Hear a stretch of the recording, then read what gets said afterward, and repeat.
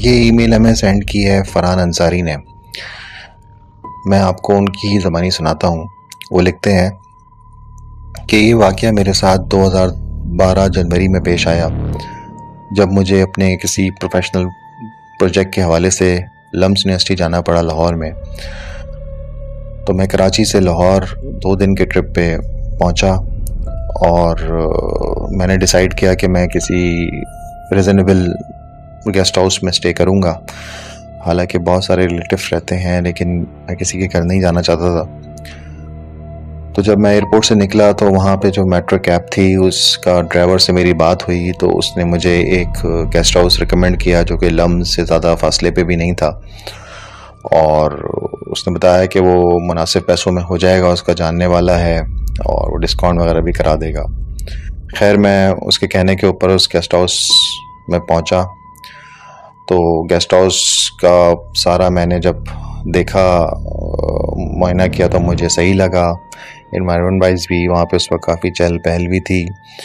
Manager ने मुझे काफ़ी अच्छी तरह रिसीव किया और मुझे 20% डिस्काउंट भी दिया 2 नाइट्स के लिए। फिर मैं ऊपर के फ्लोर पे मुझे कमरा मिला और मैं जो हूँ आराम से वहाँ पे अपना सामान वगैरह रख के थोड़ा फ्रेश हो के, सर्दी ज़्यादा थी तो मैं अपने काम से निकल गया। मुझे लम्स जाना था, तकरीबन 3:30-4 बार बज रहे थे। मैं यूनिवर्सिटी पहुँच गया और अपना काम वाम जो भी था मेरा वो स्टार्ट कर दिया।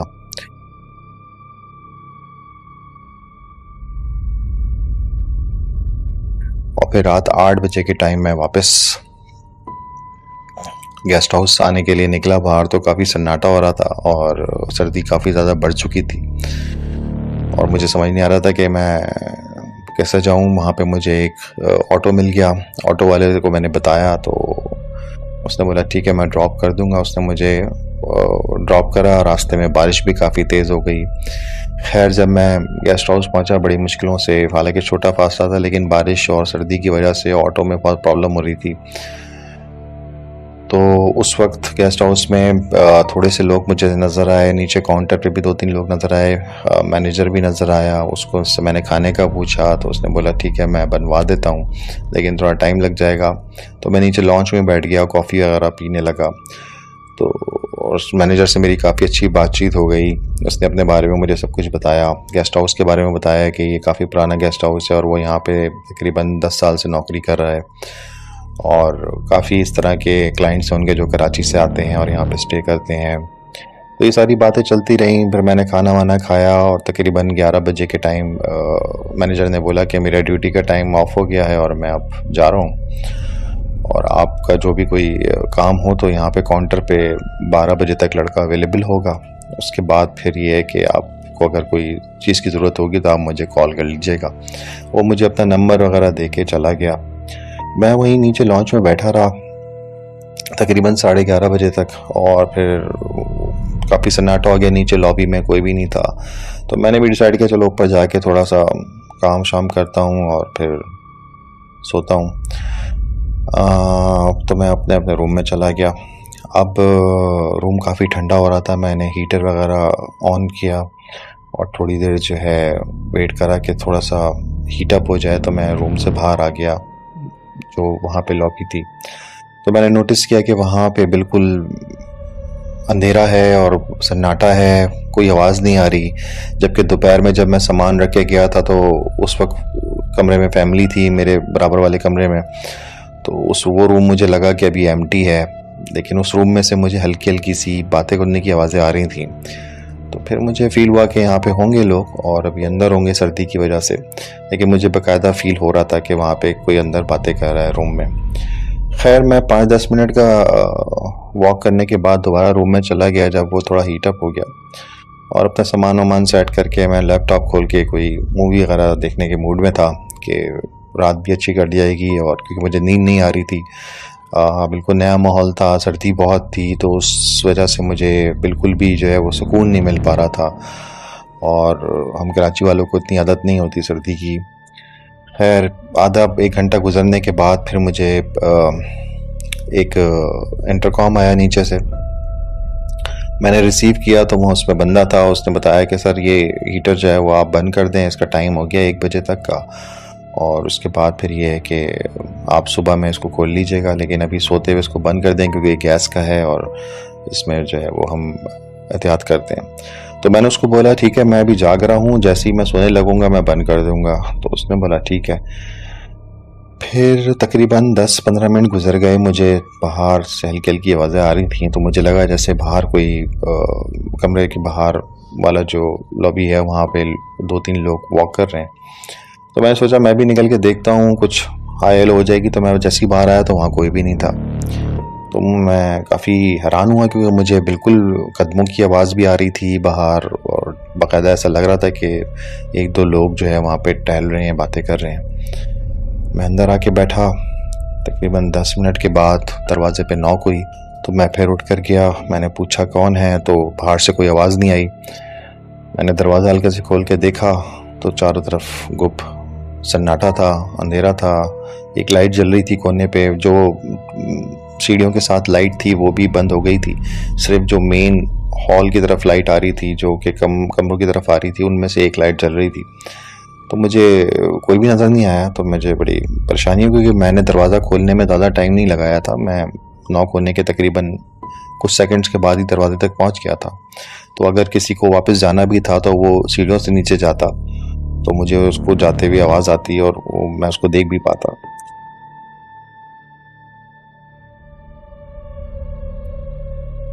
लेकिन बहरहाल मैं वापस आके बैठ गया। मैं समझा अक्सर सर्दियों में वुड में से आवाज़ें आती हैं, तो शायद इस तरह की कोई आवाज़ हो।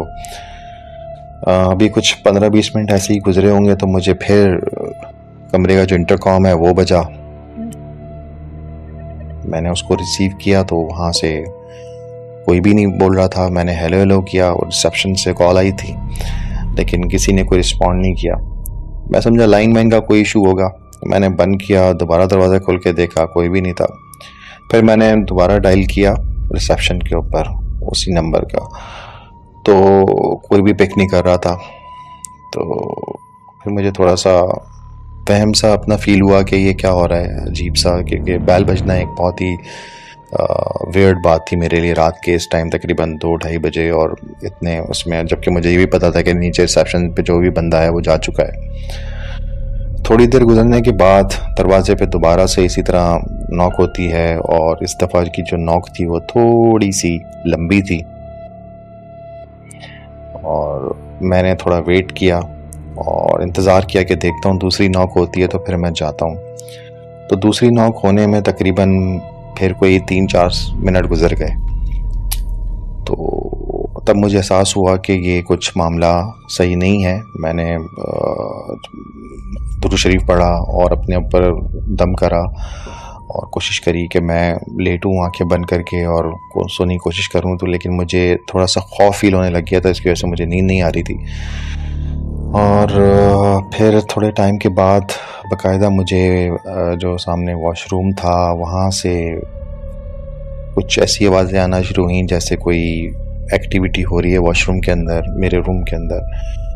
तो वहाँ पे मैं ठिठक के बिल्कुल खड़ा हो गया, क्योंकि मुझे लगा कि शायद हो सकता है कोई चूहा वगैरह आ गया हो। मैं उठा अपनी जगह से और मैंने वॉशरूम का दरवाज़ा हल्का सा खोल के देखा, तो वहाँ पे भी कोई नहीं था। लाइट मैंने सारी ऑन कर दी, जो रूम्स की सारे लैंप्स मैंने ऑन कर दिए। खिड़की से मैंने बाहर झाँका तो वो भी बड़ा सन्नाटा था और हल्की हल्की बारिश चल रही थी। तो मैंने डिसाइड किया कि मैं नीचे जाके देखता हूँ। तकरीबन 2:30 बजे के टाइम मैं नीचे रिसेप्शन पर आया और वहाँ पे भी बिल्कुल अंधेरा था, कोई भी नहीं मौजूद नहीं था।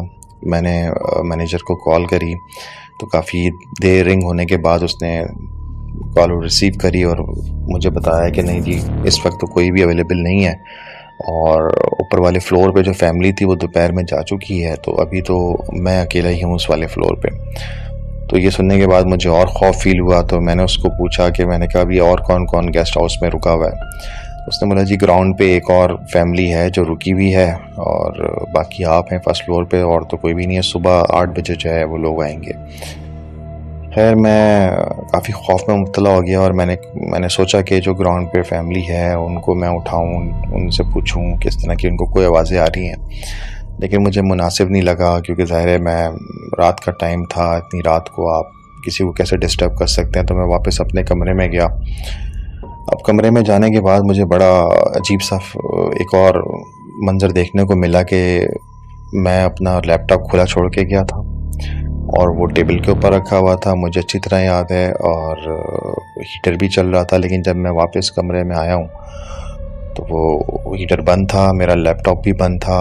इवन जो मेरे कंबल की जो जिस तरह मुड़ा हुआ था वो वैसा नहीं था, बिल्कुल सीधा था। यानी हर चीज़ बड़ी तरतीब से रखी हुई थी, ऐसे जैसे किसी ने आके बाकायदा उसको हर चीज़ को सेट किया हो।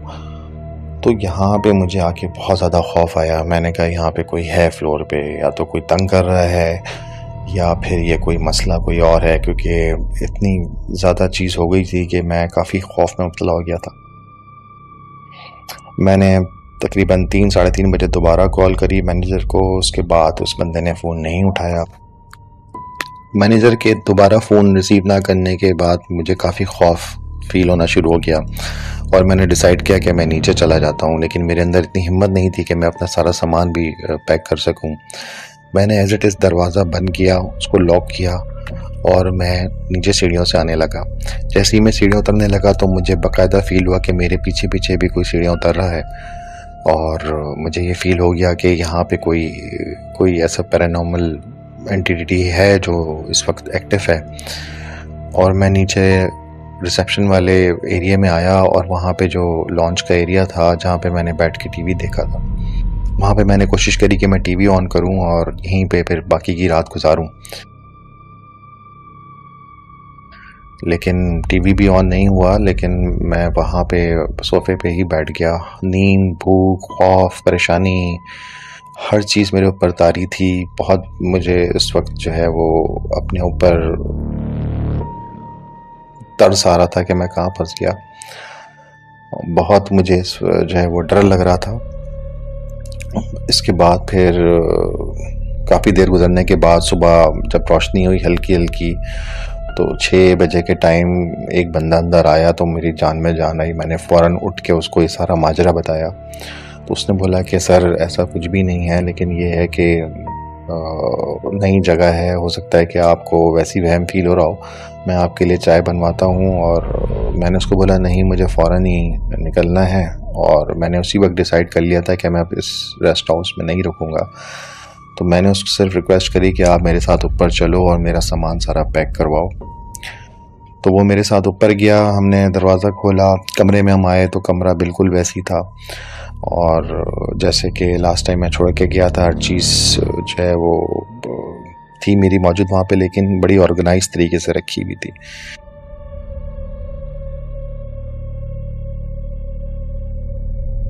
तो मैंने जल्दी जल्दी सारा कुछ समेटा और वहाँ से फिर मैं निकला और मैंने चेकआउट कराया और मैं सीधा एयरपोर्ट गया। वहाँ से मैंने टिकट लिया और मैं कराची की फ़्लाइट वापस आ गया, क्योंकि मैं उसके बाद फिर एक रात भी रुक नहीं सकता था। काफ़ी खौफ मेरे ऊपर तारी हो गया था।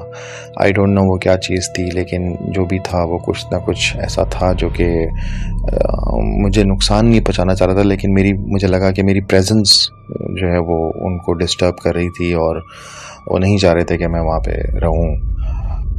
तो ये मेरे साथ पूरा वाक़या पेश आया था।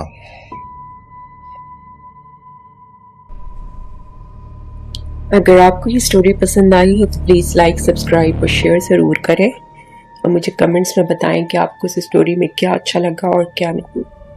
आपकी सपोर्ट का बहुत बहुत शुक्रिया।